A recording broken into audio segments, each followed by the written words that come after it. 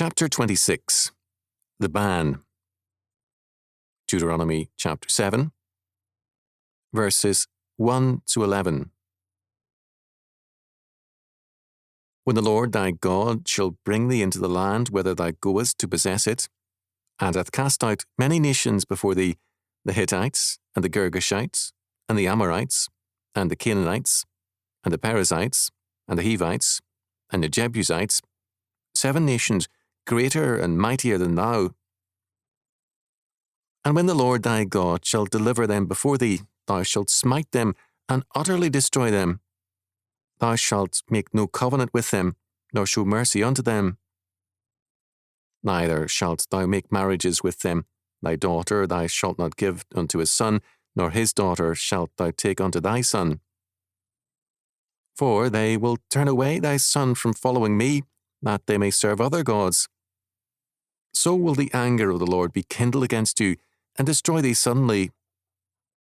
But thus shall ye deal with them. Ye shall destroy their altars, and break down their images, and cut down their groves, and burn their graven images with fire. For thou art an holy people unto the Lord thy God. The Lord thy God hath chosen thee to be a special people unto himself, above all the people that are upon the face of the earth. The Lord did not set his love upon you, nor choose you, because ye were more in number than any people, for ye were the fewest of all peoples. But because the Lord loved you, and because he would keep the oath which he had sworn unto your fathers, hath the Lord brought you out with a mighty hand, and redeemed you out of the house of bondmen, from the hand of Pharaoh king of Egypt.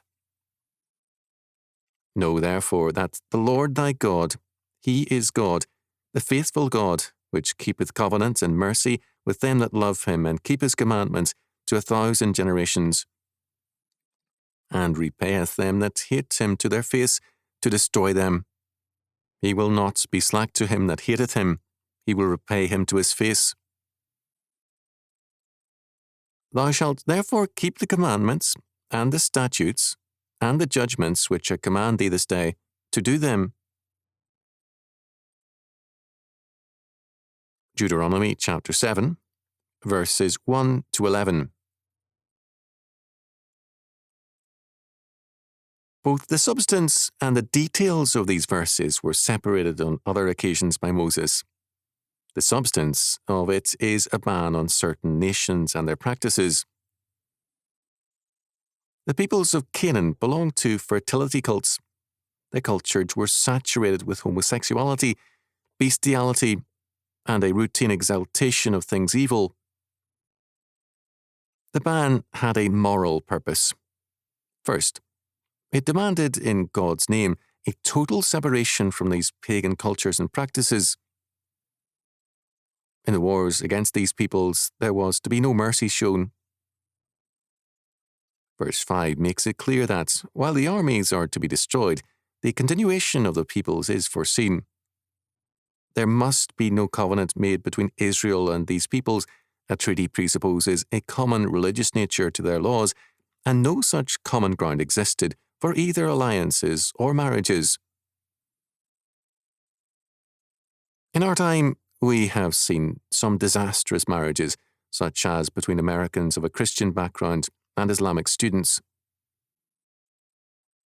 On a return to the husband's homeland, the American bride finds that every standard is a reverse of what she has known. No common premise for life exists.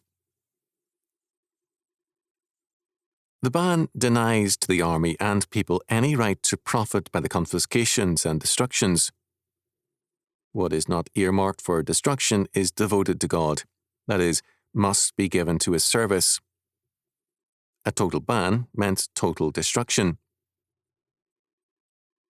For this reason, such a religious ban has been scarce in history, in that victors prefer to profit by their victories. Had it been otherwise, armies would readily invoke religious bans as a step towards mass seizures. The biblical ban prevents this. The moral purpose of the ban was paramount and central.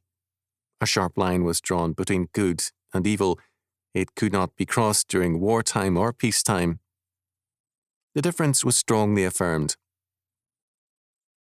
Not only were men barred from allying themselves with evil, but they could not profit from evil in the name of having fought against it.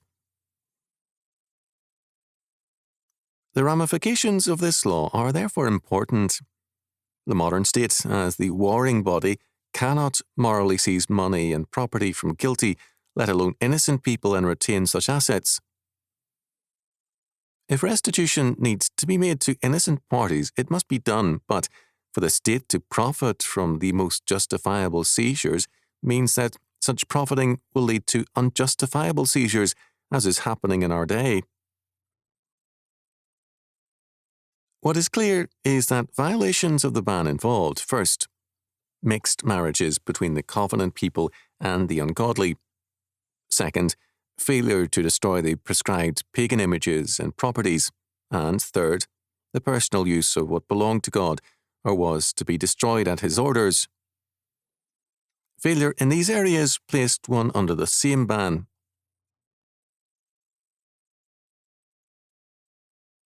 About a century ago, the Reverend Andrew Harper of Melbourne, Australia, saw clearly the nature of the coming 20th century.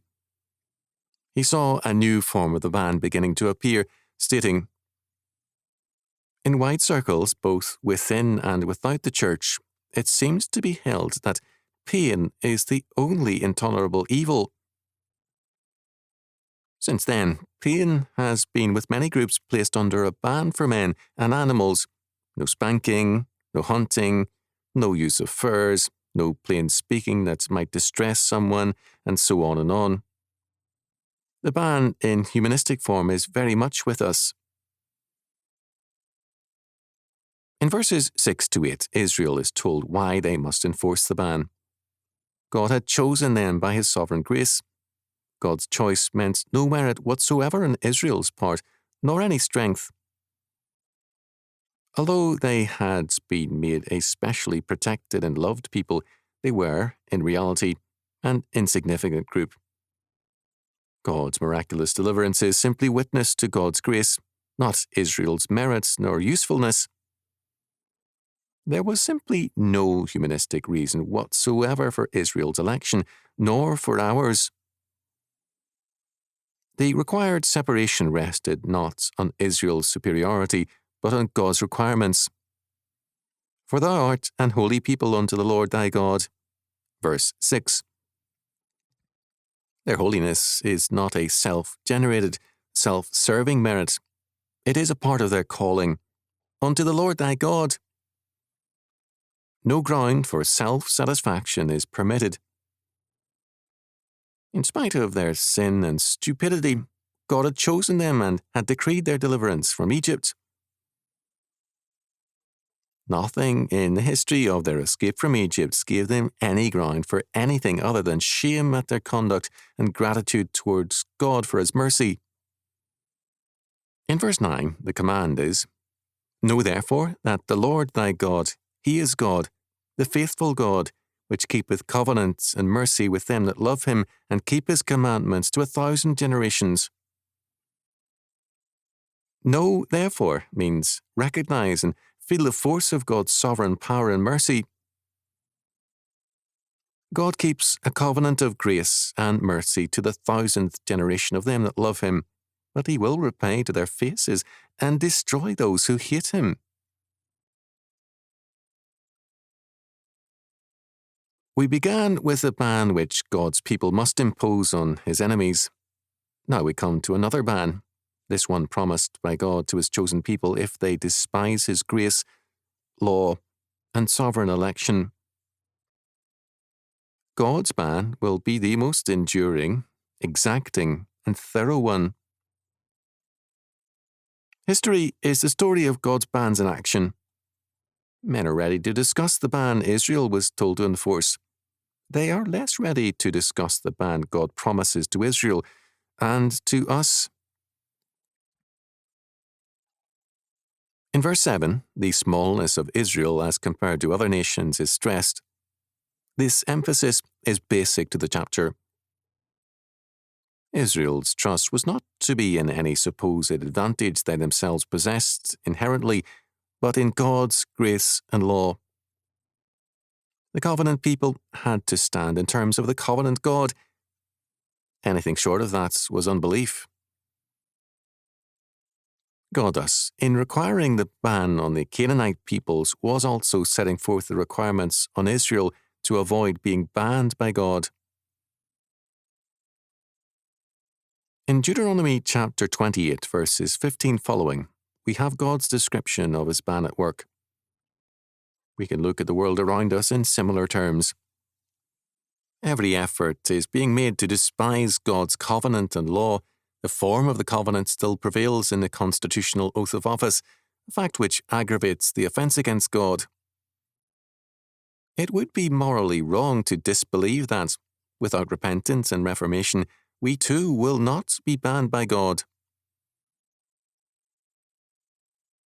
The Hebrew word for ban, herem, is related to the English word harem, which refers to the separation of women for an exclusive possession. The concept is also related to excommunication, a ban which, on certain conditions, can be lifted. Its main use in the Bible is, first, to ban certain Canaanite peoples. Second, to ban Israelites or covenant peoples from certain anti-covenantal practices ranging from mixed marriages to secret idolatry. And third, to devote certain things or persons to a particular use only. The ban must be only in terms of God's law. In the Christian era, Judaism seriously damaged the ban by applying it for infractions of various kinds as decreed by the elders.